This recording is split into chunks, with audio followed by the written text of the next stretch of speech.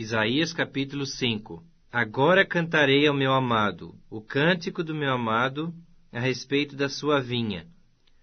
O meu amado teve uma vinha num outeiro fertilíssimo. Sachou-a, limpou-a das pedras e a plantou de vides escolhidas.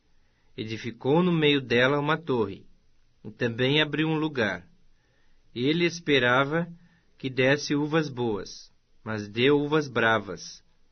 Agora, pois, ó moradores de Jerusalém e homens de Judá, julgai, vos peço, entre mim e a minha vinha. Que mais se podia fazer ainda à minha vinha que eu lhe não tenha feito? E como, esperando eu que desse uvas boas, veio produzir uvas bravas?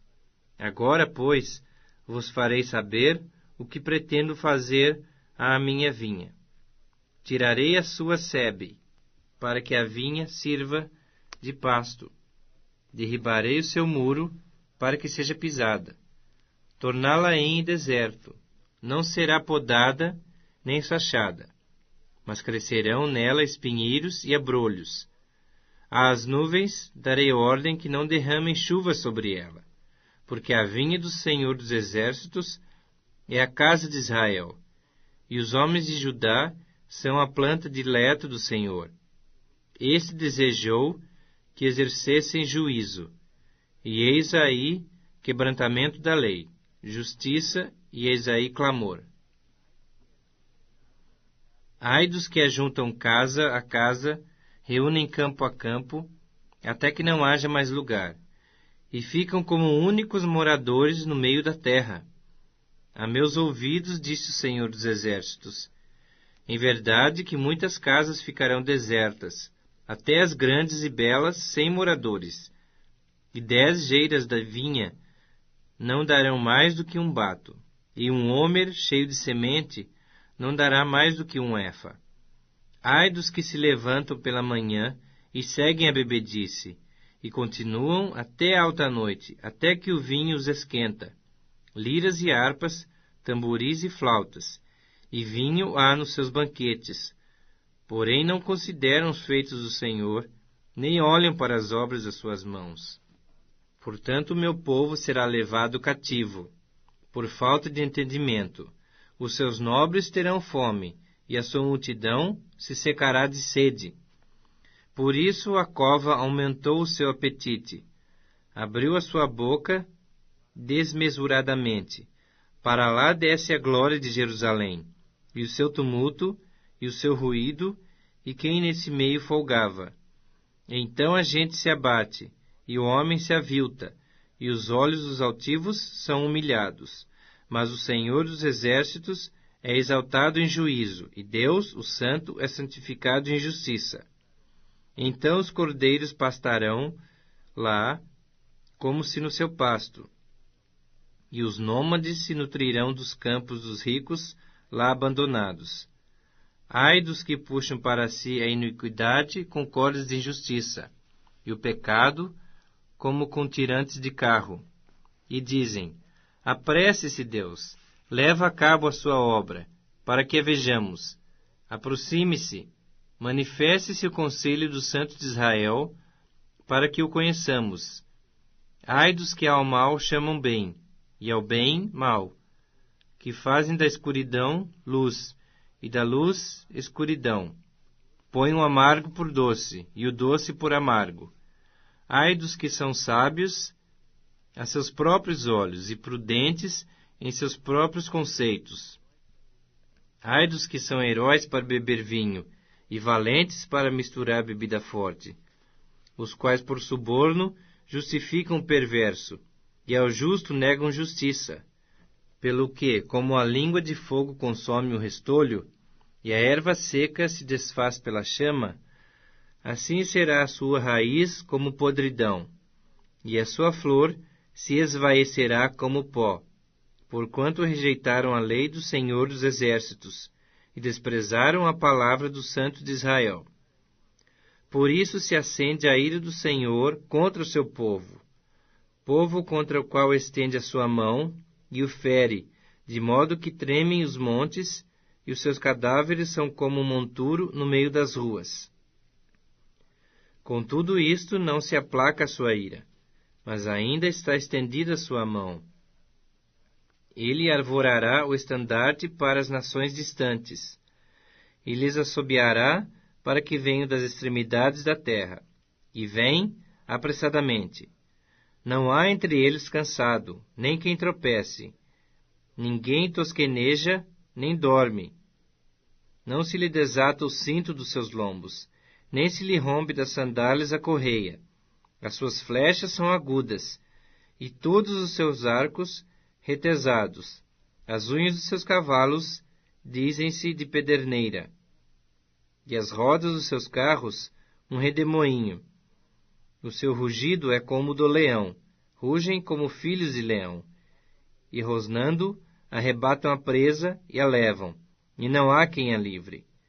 Bramam contra eles naquele dia, como o bramido do mar. Se alguém olhar para a terra, eis que só há trevas e angústia, e a luz se escurece em densas nuvens. Isaías capítulo 6. No ano da morte do rei Uzias, eu vi o Senhor assentado sobre um alto e sublime trono, e as abas de suas vestes enchiam o templo. Serafins estavam por cima dele. Cada um tinha 6 asas. Com 2 cobria o rosto, com 2 cobria os seus pés, e com 2 voava, e clamavam uns para os outros, dizendo: Santo, Santo, Santo é o Senhor dos exércitos, toda a terra está cheia da sua glória. As bases do limiar se moveram à voz do que clamava, e a casa se encheu de fumaça. Então disse eu: Ai de mim, estou perdido, porque sou homem de lábios impuros. Habito no meio de um povo de impuros lábios, e os meus olhos viram o Rei, o Senhor dos exércitos. Então um dos serafins voou para mim, trazendo na mão uma brasa viva, que tirara do altar com uma tenaz. Com a brasa tocou a minha boca e disse: Eis que ela tocou os teus lábios. A tua iniquidade foi tirada, e perdoado o teu pecado. Depois disto ouvi a voz do Senhor que dizia: A quem enviarei? E quem há de ir por nós? Disse eu: Eis-me aqui, envia-me a mim. Então disse ele: Vai, e dize a este povo: Ouvi, ouvi, e não entendais. Vede, vede, mas não percebais. Torna insensível o coração deste povo.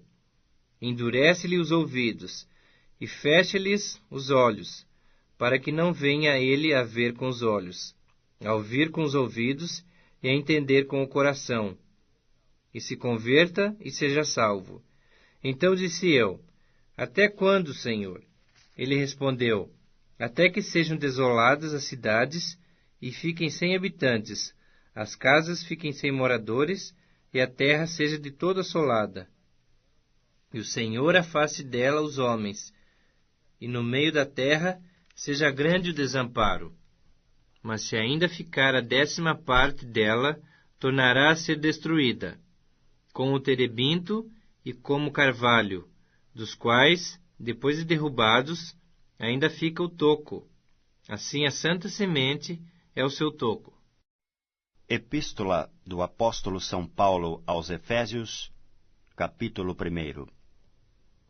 Paulo, apóstolo de Jesus Cristo, pela vontade de Deus, aos santos que estão em Éfeso e fiéis em Cristo Jesus. A vós, graça e paz da parte de Deus nosso Pai e da do Senhor Jesus Cristo. Bendito o Deus e Pai de nosso Senhor Jesus Cristo, o qual nos abençoou com todas as bênçãos espirituais nos lugares celestiais em Cristo.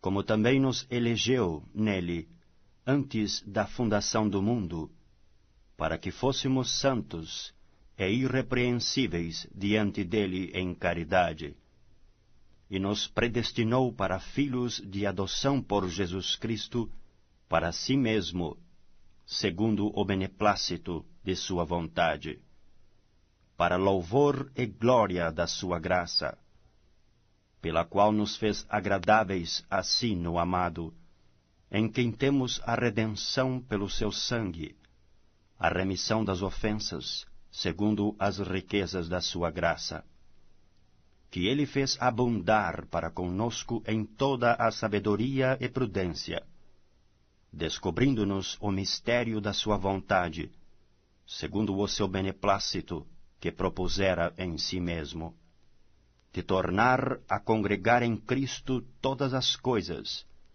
na dispensação da plenitude dos tempos, tanto as que estão nos céus, como as que estão na terra.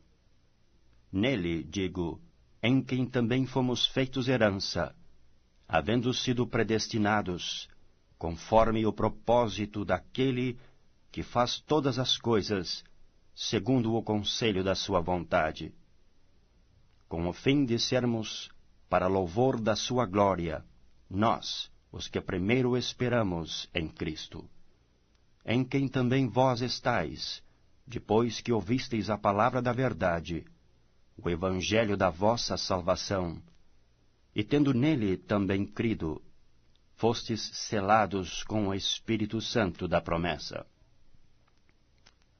o qual é o penhor da nossa herança, para a redenção da possessão de Deus, para louvor da sua glória.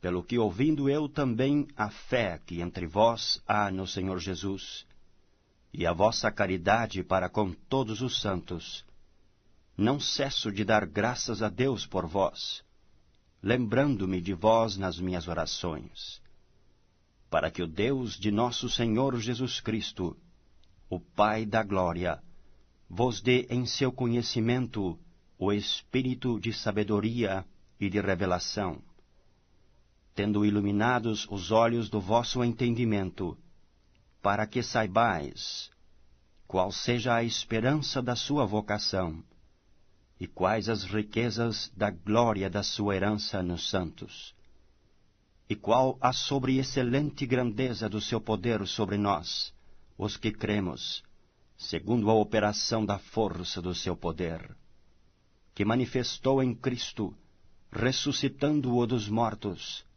e pondo-o à sua direita nos céus, acima de todo o principado e poder e potestade e domínio, e de todo o nome que se nomeia, não só neste século, mas também no vindouro.